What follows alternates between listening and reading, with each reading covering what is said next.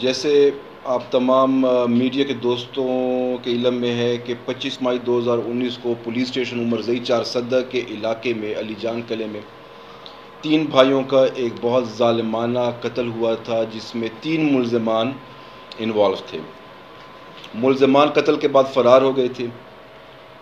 इस केस में अवाम में बहुत गम गुस्सा पाया जाता था, क्योंकि मुल्ज़िमान ने बड़ा ही ज़्यादती की थी।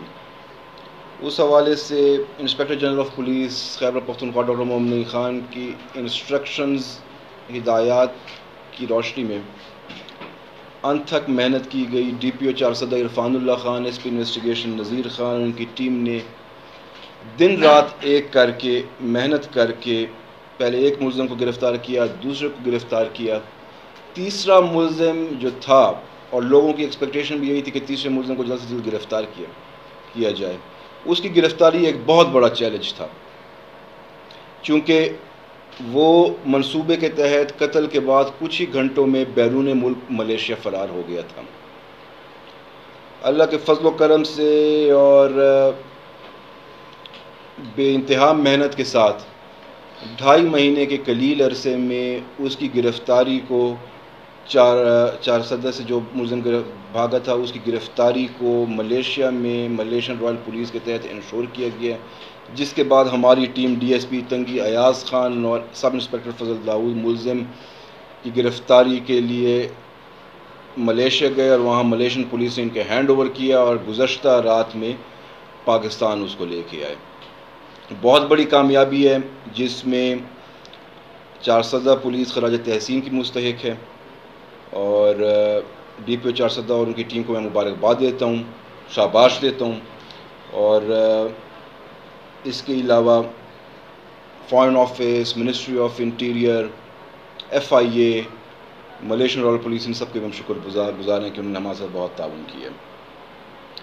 हमारा काम यहाँ पे ख़त्म नहीं हो जाता है, अभी गिरफ़्तारी और अभी तक तफ्तीश हो रही है और बहुत उसमें मेहनत हो रही है, लेकिन हमारा पर्पज़ ये है, हमारा ऑब्जेक्टिव ये है कि इन मुल्ज़िमान को करार वाकई सज़ा दिलाई जा सके। ये जो मुल्ज़िम का भाई है और ये अपनी बेगुनाही का दावा और वावेला कर रहे हैं।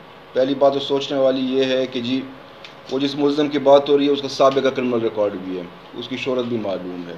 वो जो मुल्ज़िम है वो इस केस की जो मुद्दईया है, जो कि मक़तूलीन की वालिदा हैं, बुज़ुर्ग ख़ातून हैं, उन्होंने इसको चार्ज किया है। गिरफ़्तारी के बाद पुलिस ने उसकी तफ्तीश की है और तफ्तीश के दौरान उससे आले कत्ल भी बरामद किया है।